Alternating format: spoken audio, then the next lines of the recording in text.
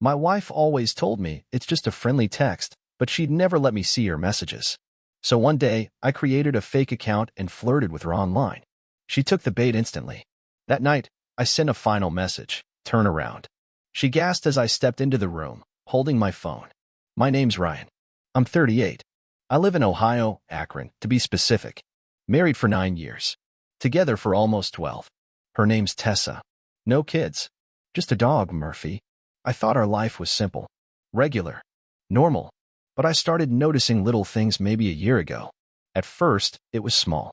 Tessa would laugh at her phone more often, smile to herself. She started staying up later than me, scrolling or texting in bed. I'd glance over, and she'd tilt the screen away just a bit. When I asked who she was talking to, she always said something like, "Oh, just Taylor from work," or "just my sister." She made it seem harmless. But when I asked if I could see the conversation, she'd go cold. "I don't go through your phone," she'd say. "It's about boundaries." Okay, I respect privacy. But something felt off. She used to share everything with me, memes, random conversations, stuff about work. But now, it felt like a wall had come up. And I tried to shake it off for a long time. I convinced myself I was being paranoid. Jealous for no reason. Insecure. But the feeling wouldn't go away. Then it got worse. Tessa started working late more often. I'm not stupid. I know overtime exists. But it started happening every Thursday. Always Thursday. Like clockwork. And the way she acted when she got home, tired, short-tempered, distant, it felt like I was living with a stranger. One Thursday night, she came home around 11:30 p.m. Said her coworker Taylor had a breakdown and she stayed to help. She looked tired, but not in a genuine way. More like acting tired. I sat on the couch, nodded along, but deep down, something snapped in me that night. I knew something was going on, but I didn't have proof. So I did something I never thought I'd do. I made a fake account. It wasn't even elaborate. Just a regular Instagram. New guy in town, profile pic of a stock photo dude with a dog. I followed a few people to make it look real. Then I followed her. She followed back within a day. I sent a DM. "Hey, I saw your hiking pics. You've got a great smile." Cheesy? Yeah, but it worked. She replied in less than 10 minutes. "Ah, thanks. I love hiking." I kept it light. Said I was new to Akron, asked if she had recommendations. We talked about parks, food spots, random stuff. It felt harmless at first, like small talk. Then she said, "You're really easy to talk to." I asked if she was single. She said, "It's complicated." My heart sank. We were married. What the hell was complicated? So I kept going. I asked if she ever felt stuck in her life. She opened up, said she felt like she and her partner had grown apart, that he was more like a roommate now, that he didn't get her anymore. She was talking about me, and I wanted to scream, but I stayed calm. I told her I understood, played the role of the sympathetic stranger. It wasn't hard. I was sympathetic, just not in the way she thought. I asked if she'd ever meet someone for a drink. She didn't even hesitate. Depends on the person, that was it. That was the confirmation. It got worse. Over the next week, we talked more. Flirty. She'd complain about me, without using my name. She said she was tired of being ignored, that she missed being wanted, that she wanted to feel alive again. I was shaking reading it. One night, she sent a photo. Not nudes or anything, but she was clearly dressed up. Said she just felt cute. I recognized the dress. She wore it to work that day. So that Thursday, I waited. I watched her get ready. Hair done, makeup on, perfume I hadn't smelled in months. I asked where she was going. Late shift. Inventory night. She kissed me on the cheek. That used to feel warm. Now it made me feel sick. She left around 6:45. I sent her a message through the fake account at 7 o'clock. "Can't wait to see you." She replied, "Me too." I waited until around 9. Then I messaged her one final time. "Turn around." She didn't reply, but I knew she read it. I walked into the cafe near the edge of town where she said she'd be. It wasn't crowded. She was sitting by the window, phone in her hand, wearing the same dress. I stood right behind her. She looked at her phone, then froze. She turned, and there I was, holding my phone. That's where everything changed. She didn't say a word. Her eyes got wide, like she was staring at a ghost. I saw her fingers tighten around the phone, then loosen. Her mouth opened, but no sound came out. I didn't sit down. I didn't even blink. I just stood there and said, "It's me." She blinked fast, then tried to laugh it off. What are you doing here? I could ask you the same. She glanced around, probably checking if anyone was watching. She lowered her voice. You followed me? I sat down across from her. Still calm. Still quiet. No. I messaged you. From the account. I've been talking to you all week. I watched the color drain from her face. She looked at her phone, like she thought maybe it would give her a way out. Then she looked at me again, and for a second, her face cracked. She looked scared. But it only lasted a second. Then she got defensive. That's insane, Ryan. That's manipulative. You catfished me? I leaned in, not yelling, just speaking slow and clear. You were ready to cheat. You wanted to cheat. All I did was give you the chance to show it. She shook her head. Nothing happened. I didn't sleep with anyone. I laughed, couldn't help it. Oh, that's the line now? If you haven't slept with someone yet, it doesn't count. She went quiet.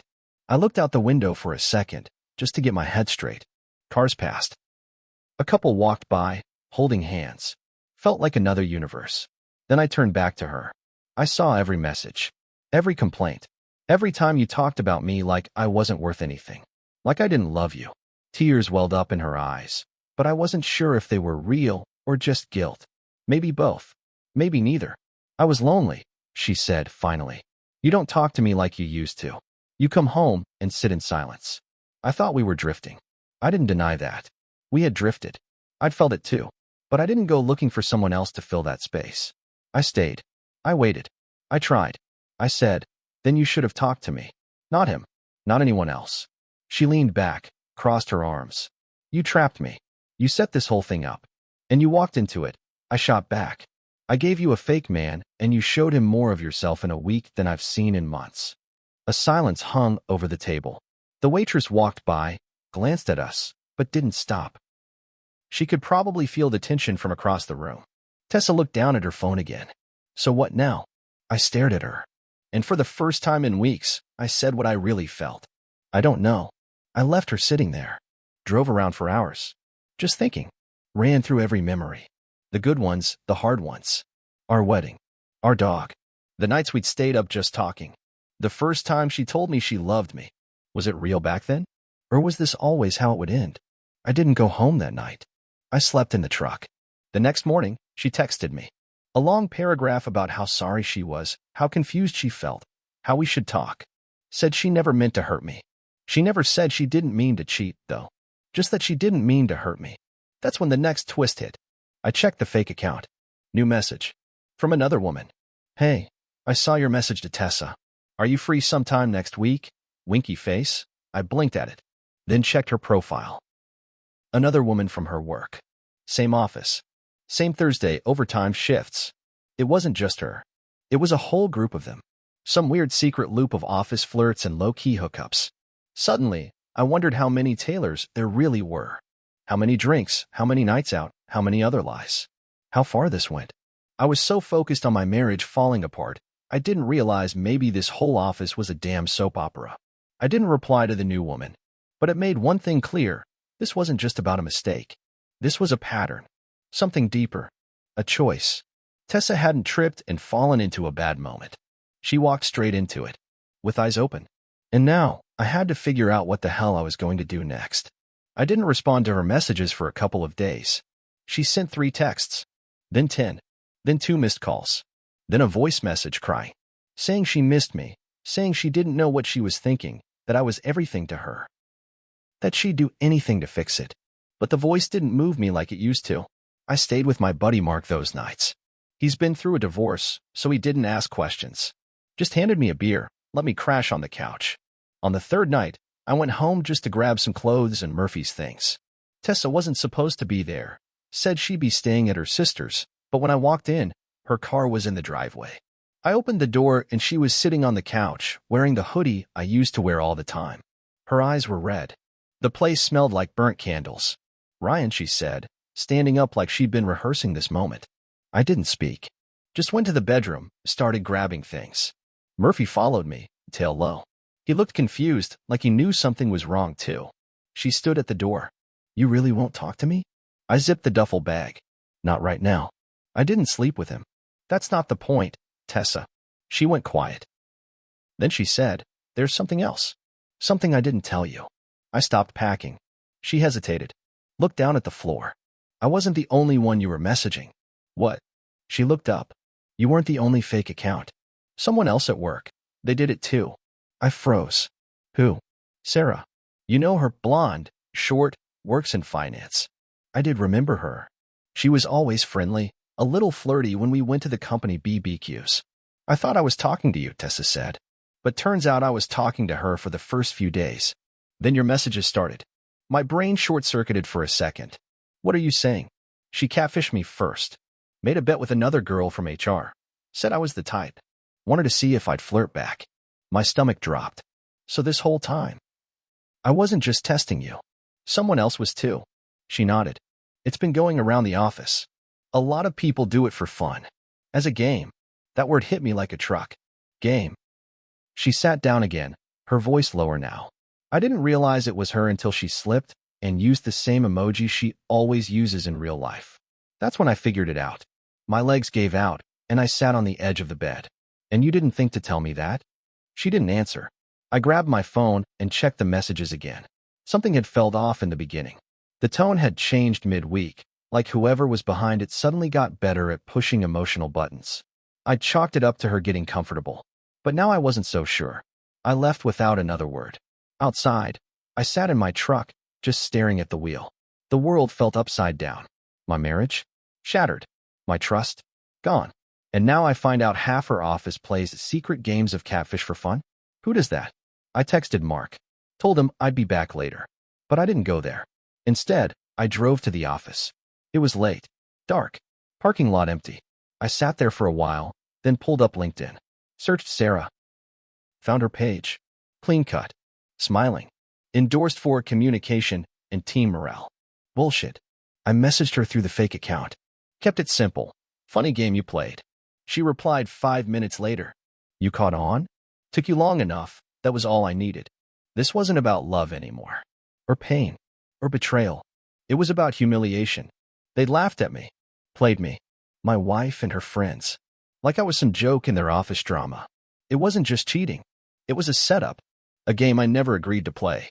And I was done playing fair. I don't know what came over me, but I wasn't going to let this slide. This wasn't just my wife betraying me anymore. This was a twisted office game, and I was the punchline. I showed up at her office the next day. Not angry. Just cold. I waited in the lobby until lunch. I knew their schedule. Used to bring her food sometimes. Sarah walked out first, followed by a few others from the finance and HR team. All chatting, laughing, like nothing was wrong with the world. Tessa was in the middle. I stood up. Walked toward them. She saw me and froze. The group noticed. Conversations trailed off. Sarah looked up from her phone and smiled, but it faded quick when she saw my face. I held up my phone. One message on the screen. You caught on? Took you long enough, winking face. Anyone want to explain this? I said, loud enough for everyone in that damn lobby to hear. Tessa whispered, Ryan, not here. No. I snapped. Here's perfect. You want to play games? Let's all play. The air went dead. Sarah, I turned toward her. You catfished my wife for fun? She blinked. It was a joke. We do it sometimes. Oh, yeah? Bet on who's dumb enough to cheat? Real funny. I turned to the group. You all knew? Is this what you do for entertainment now? Mess with people's lives and relationships. A woman in the back looked down. A guy next to her turned and walked away, muttering something about needing to take a call. Tessa stepped forward. Ryan, please. You're making a scene. Oh, now I'm the problem? I stared at her. You lied. You flirted. You trashed me to a stranger online. You were ready to meet up with him. Tears welled up in her eyes. I didn't know how to talk to you anymore. And your solution was to talk to everyone else but me? Silence. Sarah muttered, we didn't think it'd go this far. I glared at her. You never do. I turned back to Tessa. Was I really that invisible to you? You couldn't say, hey, I'm unhappy? You had to go behind my back and play pretend with strangers while mocking me to your coworkers. She broke down. In the middle of the lobby. Full sobs now. The kind you can't fake. I didn't mean to fall into it. I was lonely, and then it became something else. Then you showed up, and I realized how far it went. I felt disgusting. It should have made me feel something. But I was numb. I walked out. Didn't look back. A week later, I was back at Mark's. still crashing on his couch. Murphy stuck by my side. Tessa texted me every day. Some short, some long. One of them said she quit her job. Said she couldn't walk back in after that scene. I didn't reply to any of them. Then, one night, I got a letter in the mail. A handwritten letter. From her. She told me everything. Every message. Every emotion. She said Sarah had pressured her into playing along at first. That it was just something dumb people at the office did when they were bored. But once I started messaging her, she felt seen. Said she felt like someone wanted her again. The same someone she didn't know was already me. She didn't blame me. Didn't ask for forgiveness. Just said she was sorry. That she was going to therapy. That she'd moved in with her sister. And that she wasn't going to contact me again unless I wanted her to. I sat with that letter for hours. I didn't cry. I didn't rage. I just felt tired. A month later, we met for coffee. Neutral ground. No emotions. Just a quiet meeting between two people who once loved each other. She looked different. Worn down. Not from vanity, but from the kind of hurt that doesn't show up all at once. I'm not asking to get back together, she said. I just wanted to look you in the eye and say thank you for catching me before I lost everything. I didn't say much. When we left, I told her I hoped she'd keep working on herself. And I meant it. We filed for divorce 2 months after that. No drama. No court fights. No screaming over who got the couch. Just a quiet, mutual agreement that we weren't us anymore. People always ask me if I regret setting the trap, the fake account, the reveal.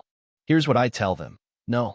Because without it, I'd still be sleeping beside a stranger, wondering why I didn't feel loved. I'd still be driving myself crazy thinking maybe it was me who broke things. Now I know. And that truth, as ugly as it was, gave me something better than answers. It gave me freedom. I've started hiking again. Alone mostly. Took Murphy up to Cuyahoga last weekend. First time I felt peace in a long time. I don't know what's next. But for now, I'm healing. And sometimes, that's enough.